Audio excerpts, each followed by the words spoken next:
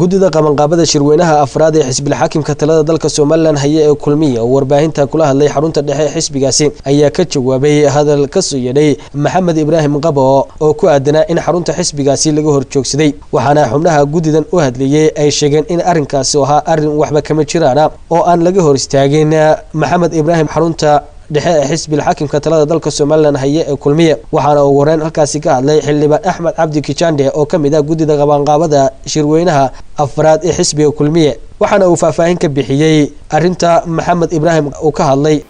oo Soomaalidu waxa ku mahmaada si xun sheeg sixir ka daran oo sidii waxa laga bedelay ayaan doonay inaanu cadayn ka sameeyno sidii hor Ilaahay wax u dhaceen aanu halka ka sheegno oo xisbiga kulmiye lagu cambaaraynayay oo lagu ceebeynayay arigaas waxa arrinkii inanka la yiraahdo Maxamed Ibraahim Qabo ee doonayay inuu maxaan ku dhahay sharaxo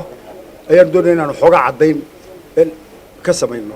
sababtu waxa weeye ergooyinkii baa laga shaqeynayay askartu waxa ahayd niman meesha iska joogay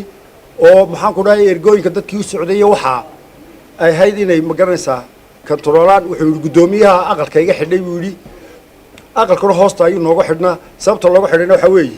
si aan u shiri karno oo dadka u socda ergooyinka iyo waxa iyo maxaan ku dhahay liisaska la xareenayay traafigooda in maxaan ku dhahay liiska ay ahayd waxa asaga loogu jeedo ma ahayn aynu lacagta ka qabanno ayaan niri dabeedna waan u soo baxnay keen baan niri haddii libadka waraaqihii waanu eegnay haddii libadkii leeyahay markaan waraaqihii eegnay waa khamiistii weeye bishii 3deedii dabeedna markii la eegay waxa lacagti keen wuxuu keenay jeeg ayuu keenay haddii libadkii leeyahay dabeedna waxaan u aragnay aan jeedka sidii dadkii horeba u bixinayay kaashka waxaan niri war liibaan duc ku dhacday kaash baa la qabanaya marka runtii dabeedna waan ku cilno waxaan niri lacagta na soo raaci sida dadkuba lacagto bixinayay waraaqaha kana la noqo haddii libadkii leeyahay waxaan siinay inanka xoghaynta gudida waa Faisal ayaan u dhiibnay telefonkiisa siinay ana siiyay in person waxa ku yiri markaad soo qaado lacagta u keen ninka maxaan ku dhahay gelinka dambe khamiista u keen waxa ka muuqatay anigu markii hore daacad baan ka mooday runtii laakiin waxaan ka fahmay maxaan ku dhahay inaanu doonayn nin maxaan ku dhahay lacag bixiya inuu daydeeyay in la yiraaho maxaan ku dhahay libadkii leeyahay ka qaban mayniyo waxa dabeedna uu waraaq caynkaas oo kala sameeyo waxa weeye mid baa ku cadeynaya inaanay wax ka dhabahay waxaan ku cadeynaya waxa weeye ninka madaxnimada xisbiga gudoomiyaha labaad isku sharaxaya asagoo waraaqa xareynaya miidiya hore soo kaxaysan la qodhin iyo xaradii yani waxa weeye markiis horeba wuxuu ku tala galay in maxaan ku dhahay uu matalo riwaayada in loo diido inuu waraaqaha laga qaban waayo marka runtii intaasaan maxaan ku dhahay ku koobaya ninkaas inaanu maartay aanay ka dhabahayn ta uu leeyahay reerka waa loo diiday waxaana kaalitow reerku fadhiyad ka dhisan xisbiga yahay waxa weeye maxaan ku dhahay xogayaa guud waxa loo siiyay anigu maalintii lagu la magacaabay xogayaa iyo gudoomiyaha siilaayo maalintii xisbiga looga dhigay meeshii loogu waan joogay moogti waxa weeye waxa looga dhigay base-ka uu ku leeyahay maxaan ku dhahay xaafadda Axmed Dhagax kulmiye uu ku leeyahay ayaa looga dhigayay maxaan ku dhahay mug iyo taageero weyn ayuu ku haystaa cidna waxba uma diidana cidii sharaxaysa most welcome wax xogayaa guud bay ka yihiin sidoo kale waxa isaguna halkaasi ka hadlay Axmed Faarax Adarne oo kamid ah gudida qabanqaabada shirweynaha afraad ee xisbiga kulmiye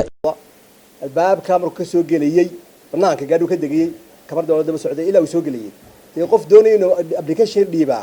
muu soo kaxaysan saxaafad dadna muu soo kaxaysteen maalintii khamiis noo yeena waxay xogiyuu waa ka telefoonkiisi waa ka xilli kasta oo laga qabay la kaalay anagu asxaab baan nahay telefoon uu soo dhafan la wuxuu lacagtii waan ka wada wax dhibaatay bay dhaceen Kijando habeenada la hadlo uu tagi lahaa uu dhiibi lahaa waxaanu ka raali galnaa publica in xisbigan uu xisbi lagu tartami karo aan cidna loo diideyn qofkuna waxa qurux badan inuu asagu shakhsiyan ani yiraahdo reerka lagu dawgabadaa ani adduunka waa ka mamnuuc wax la yiraahdaa annaga waa laga mamnuuc aniga waa la yiraahdaa raganimada qofka ay ugu soo baxaa laakiin mujtamaca lama geliyo khalkhal xisbigana waa lagu tartami karaa Abdikariin Axmed Xinif oo ah gudoomiyaha qabanqaabada shirweynaha afraad ee xisbiga kulmiye waxaana uu ku dheeraaday maraaxilka kala duwan oo soo maray xisbiga xaakimka talada dalka Soomaaliland haya ee kulmiye iyo shirarkii kala duwan oo soo qabsaday iyo kaambeynadii kala duwan ee xisbigaasi oo soo maray هلا سبل سوي ديو قف كلية وأنت أقول تكتشري والعكس يقبل وكادي ما جرى بلدها قف كلية والله كل ما يقف ويري واحد سدا وحي اللي يقربي يقبتها وأي اسمه أركان حدو تشيرون أنا قدم بقى قاعدنا أحنا وكسر طلق لما هايت قاعد قدم بدو كذا سودقي إذا كقاركين بالله سعودي قاعد لنا وريالو وتي دبد مركز سودقي وكاميرا الله وصاب بلعبي مربى البابو يستاجي والله وصوري العقب وقعنته كوقبتي والله وصوري والله بحر سبل أنت صنبه هاد مركا مشكلة ماله حسب كل بيئة كعكوف كوايا قناه وقف على لكن وقعة كعدو سكوا ضمبيا أنتوا كفوا والكيس كبس يالو وهراي وحنا ده حسب قوس مريانو ومرر بضمبيا هيدا والله يا مني ما كانوا شرب لابو غير كوينو وحنا محيذ كسيئة إنه إحنا يخلدين ما نقاضنا لكن مركو شرك بوق ليه هاي تدوح وضله وحود الدنيا وحكنا حيان إني تشوغان كانوا تدرنا قلبك كلام كهلا وحوي يتاكو كبيا وحنو تعال هاي شرك هو حساسي ما لا بدن باين لقلندارو وباهن لغا إلاليو wax badan baa u baahan inaan la taataaban wax badan baa u baahan inaan la mudmudin cid aan gudidan ahayn oo arrimaha shirka had iyo jeer ka hadli karta ama arrimaha musharaxiinta ka hadlaysa waxaan jecel lahay in aanay jirin aan gudidan ahayn arrimaha musharaxiinta iyo arrimaha shirkaba in gudidan ay si official ugu hadli karto afka xisbiga ama wixii kale arrimaha xisbiga ku saabsan cid baa wax saaran anagu uma xilsaarnin intaasaan ku darayaa idinkuna dee haddaad tihiin qoladii media iyo saxaafadda isgaarsiinta aad iyo aad baan idinku mahadnaqaynaa runtii laakiin naga ilaaliya in aad meelaha dee dad kale oo aan gudidan ahayn raadsataan oo aad arrimaha shirka wax ka weydiisaan cabdiqaadir cabdullaahi nuur telefishinka qaranka Soomaaliland Hargeysa